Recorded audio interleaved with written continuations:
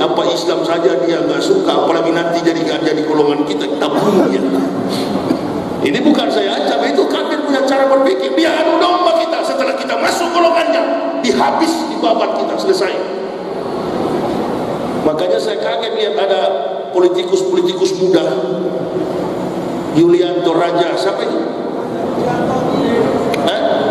Dia kan masuk partai itu karena mungkin lihat ini kafirun, kecantikannya orang kafir. Kafir secantik apapun busuk, karena tidak disunat, tidak bersih. Tuh yang cantik-cantik tuh, terbungkus aurat mereka dengan hijab. Masya Allah, bidadari surga.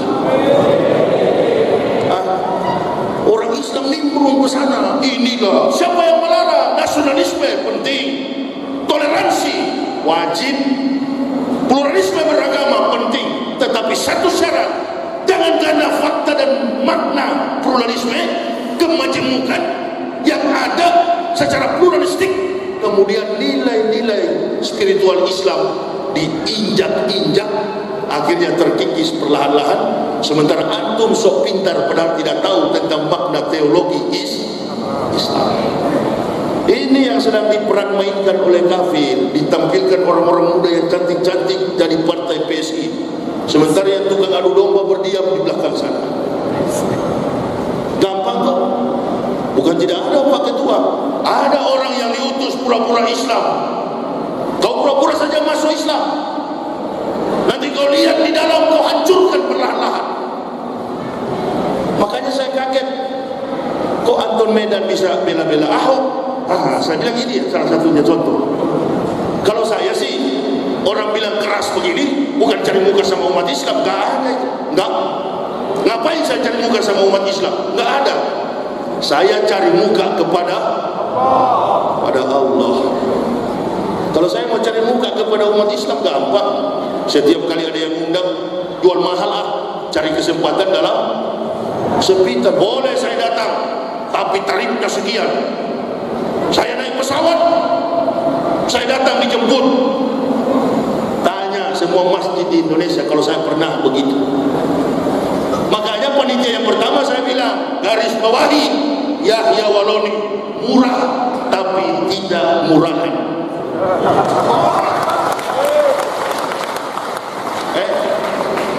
Masya Allah, hidayah yang Allah berikan ini. Jubah yang saya pakai ini gamis, sebentar nanti kena puntung rokok, karena saya merokok. Bilang haram, nggak saya percaya itu. Tengku Zulkarnain kan mau datang ceramah tanggal 25. Beliau anti orang merokok, salah bilang Yahya Akbar, Yahya Waloni ini tidak bisa berdakwah kalau tidak bisa merokok dulu. Berarti yang begitu-begitu hanya bikin lemah sesama Muslim. Rokok, saya dari pendeta nggak merokok. Kalau jadi pendeta merokok tidak lulus jadi pendeta. Masuk pesantren, kiai saya ajak saya merokok. Sekarang beliau jadi bupati Kalimantan Selatan, Bupati Martapura. Kiai Lailur Rahman, Guru Holil. Setiap ikut Maulud Nabi, solawat saya mengantuk. Dia bilang, Pak Yaya, itu setan Kristen yang bikin mengantuk. Isap rokok kiai, isap. Sampai sekarang saya masih merokok, ada di kantong, bawa terus. Bukan saya mengungguli rokok, tidak, jangan salah paham. Ya, alhamdulillah antum yang tidak merokok. Pertama, ekonomi antum makin baik. Yang kedua, kesehatan antum juga baik. Bagus nggak merokok? Bagus. Pergaulan internasional level atas, justru yang merokok sudah nggak diperhitungkan oleh pergaulan dunia. Tapi jangan sampai nilai-nilai spiritual Islam sudah dikalahkan oleh asap rokok.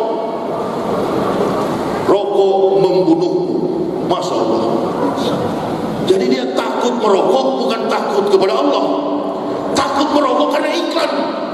Ada yang jebol lehernya di sini, karena memang dia tahu kirim ke Indonesia, karena orang Indonesia cepat percaya.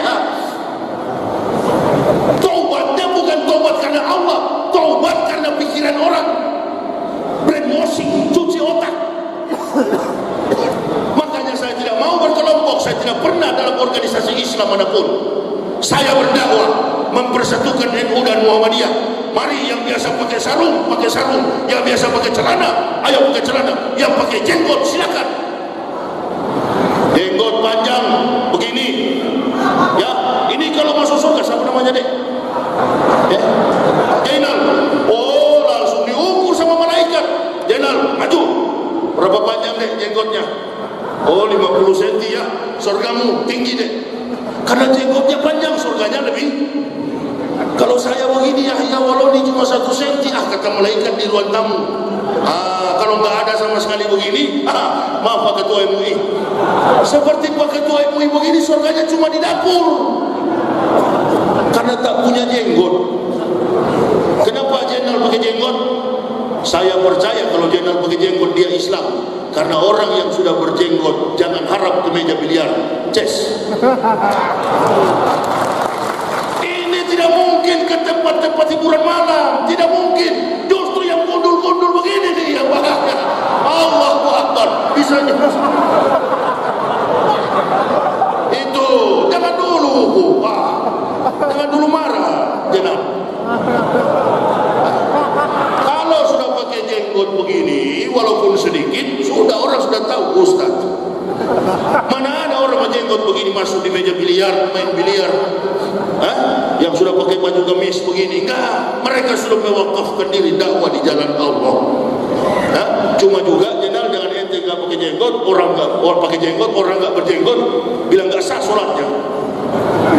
Ada masjid di Batam kacau, pecah masjid kami Ustaz. Kenapa? Karena ada yang berdakwah, katanya kalau ada orang pakai jenggot itu sholatnya diterima, imamnya pakai jenggot sholatnya diterima. Kalau nggak pakai jenggot sholatnya ditolak. Dalil dari mana ini? Jadi bagaimana itu Ustaz? Begini saja supaya antum sadar. Oh ini bukan mau kurban, banyak sekali kambing memang diikat di pinggir masjid. Sebenarnya itu tuh kambing suruh jadi imam sebentar. Itu memang ada jenggot. Orang berjenggot itu karena dia mengikuti sunnah. Dalam catatan hadis ada seorang sahabat berwudu kemudian jenggot bergelantungan bidadari pada jenggotnya. Itu memang benar. Benar itu. Mana ada orang pakai jenggot begini lalu dia pergi di dangdut live, dangdut joget-joget. Gak ada. Justru yang maaf Pak, tipe ketua begini nih yang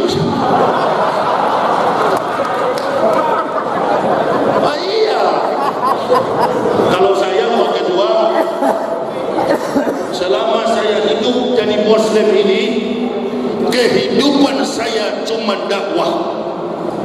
Tuh dengan istri anak saya baru 8 bulan. Jemaah sering bertanya, apa Ustaz pernah dianiaya? Allahu Akbar, sudah sering. Tapi yang paling banyak saya berjumpa dengan makhluk halus. Pernah kami ke Aceh Singkil di tebing tinggi, di daerah Beras Tagi.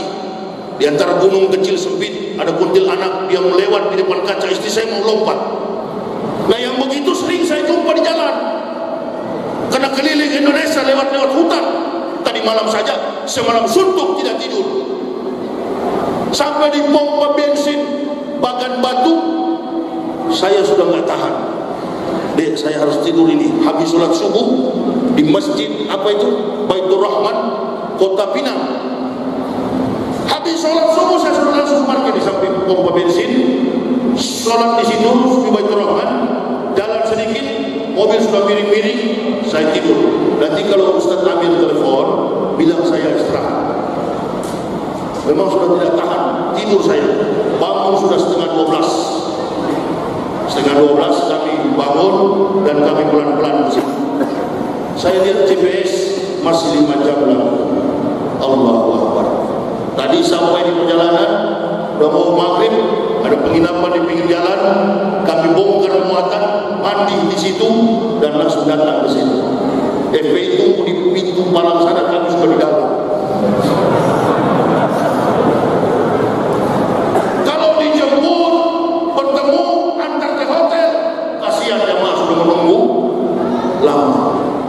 Bahkan saya dengar ada yang dari asar sudah menunggu ya. Masya Allah. Inilah Pak Ketua. Kalau Islam dibawa pada persatuan begini semuanya mau. Tapi kalau bidah, kafir, ini kafir, ini bidah, seperti yang diterangkan oleh Rasulullah. Allahu Akbar. Makanya saya tidak tertarik ilmu fikih dalam Islam ini. Saya tidak terlalu tertarik. Yang lebih saya senang mendalaminya tasawuf. Kenapa? Ilmu fikih di atas langit ada langit. Satu bilang salah, ulama lain bilang betul. Belajarlah seperti kerendahan hatinya Ustaz Abdul Somad. Belajar di negeri Mesir, mazhabnya Hambali. Belajar di negeri Maroko, mazhabnya Hanafiyah. Maliki. Sampai dia di Indonesia mayoritas Syafi'i, dia berbaur dengan Syafi'i. Kalau saya lain lagi. Saya mempersatukan umat Islam ini. Saya pengalamannya makan, Pak. Dua makanan di Indonesia yang saya senang: pecel lele Lamongan NU, rumah makan Padang Muhammadiyah. Selesai. Cuma dua rumah makan itu yang paling saya suka: pecel lele, bakso, dan rumah makan Padang. Pecel lele Lamongan sudahlah NU. Nah, kalau Ustaz bidah kafir, begitu dia makan pecel lele, ini yang suka maulud Nabi ini kan yang pecel lele, Pak. Lamongan NU. Begitu dia oh ini nih Ustaz ini yang bilang saya bidah kafir bidah. Begitu makan, habis makan ditanya berapa Mas? Oh ini 60.000. Loh, cuma satu biji, satu potong ikan kok sampai 60.000 begini. Dalam hatinya, kau kan yang bilang saya kafir. Nah, tapi kalau Ustaz Yahya Walodi tidak, di mana-mana pasti ada malaikat yang bayar.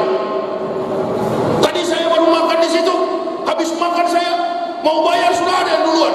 Saat saya duluan ya saya sudah bayar. Alhamdulillah, ada beliau barangkali datang ke sini.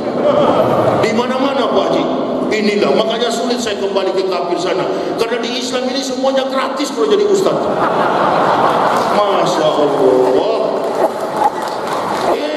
Beli gamis di Tanah Abang, begitu masuk di blok A, blok B sampai blok F, mayoritas yang jualan situ orang awam, orang Padang. Begitu masuk Yahya Walodi, nak kemana Bu ya? Tak dah, saya jalan-jalan ambok.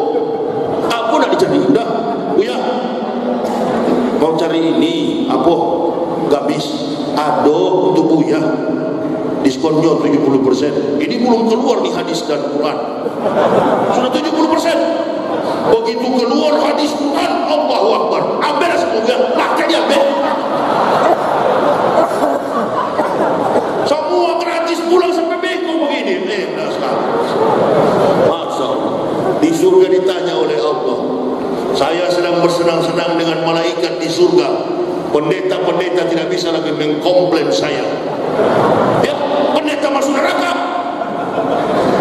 Wallazina kafaru wa kassabu bi ayatina ulaika ashabun nar khalidina fiha wa bisal masir. Dan orang-orang kafir yang mendustakan ayat-ayat kami, kata Allah, kami tempatkan mereka ke dalam neraka jahanam. Itulah seburuk-buruk tempat kembali.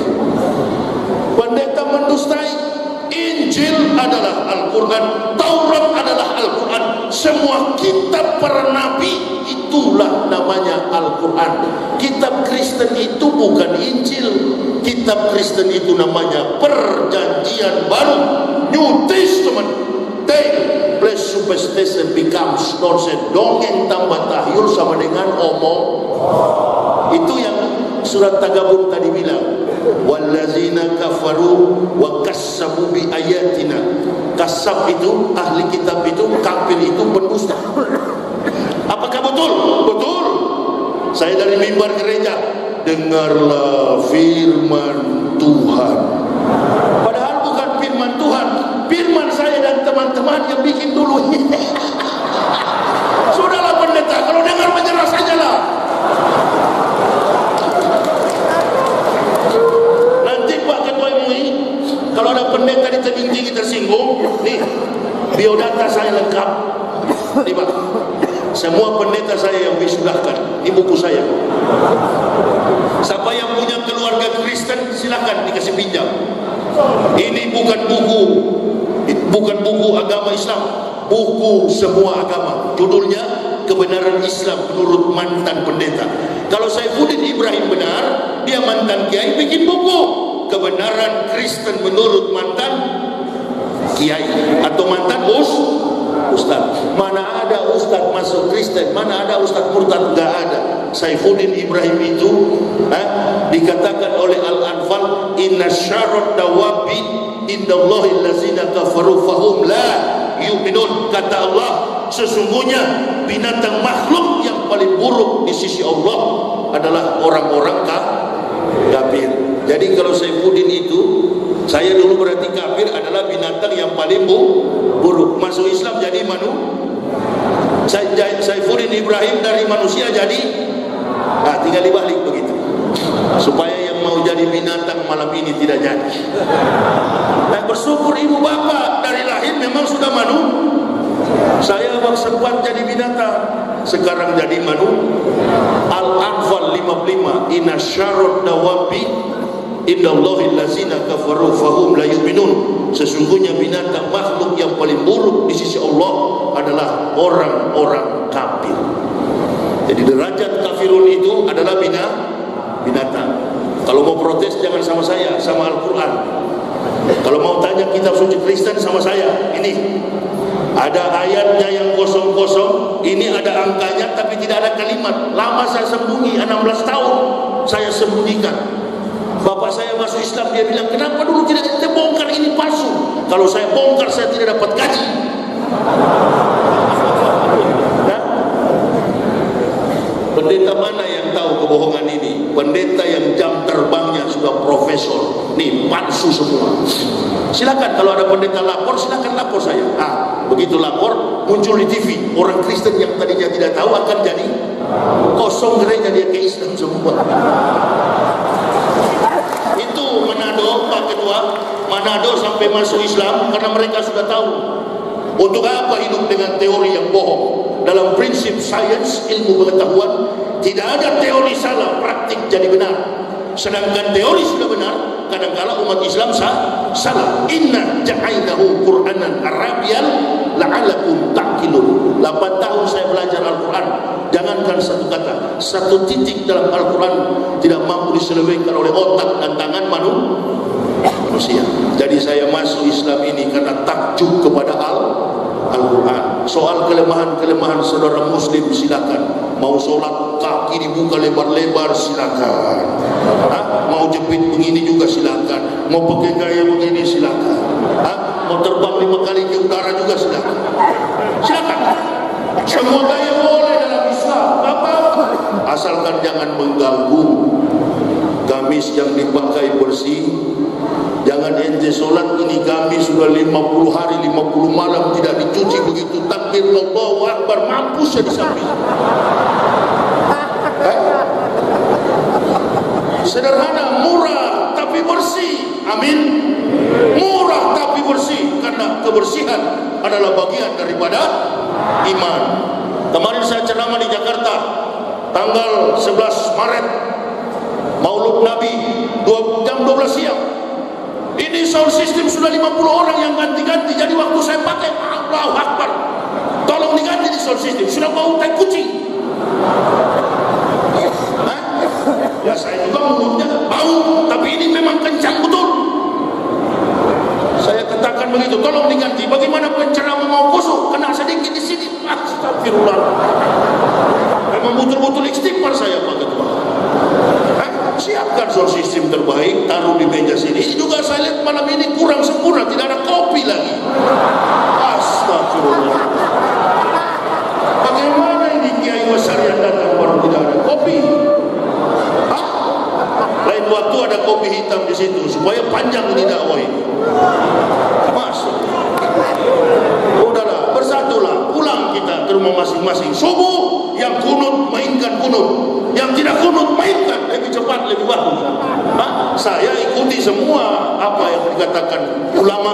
Innal ulama warasatul anbiya. Apa yang Pak Ketua MUI katakan, ikuti.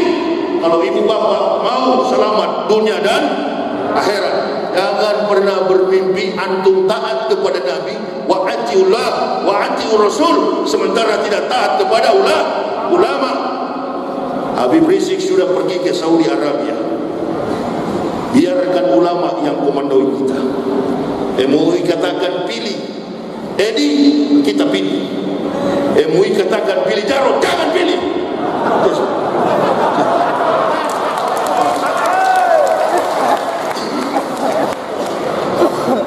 Nanti dikasih uang, bawa uang kepada ulama, jangan tidak diambil, ambil Pak Haji. Ini Pak Haji 1 miliar, ambil. Tapi bilang sama jemaah, jangan pilih, uangnya kita ambil, supaya kapo itu kafir. Begitu. Ada yang tanya sama saya, Ustaz, kalau pendeta kasih Indomie, ambil. Indomie kan enak, subuh-subuh habis sholat dimakan, enak.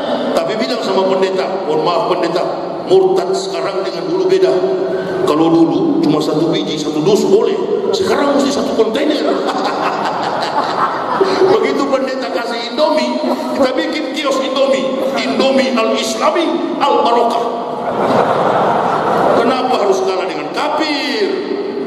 Ya bersatulah. Saya tidak datang ke masjid, begini cara sholat, begini lempar jumrah, begini tawaf sa'i. Tidak, itu ada bidang ustaz masing-masing. Saya datang sebagai motivator. Ibarat handphone, saya adalah charger. Mulai lemah, cas. Jadi saya tidak ada wewenang, tidak ada kompetensi, tidak ada spesialisasi dalam memberikan ilmu Islamiyah, alamiah, amaliyah.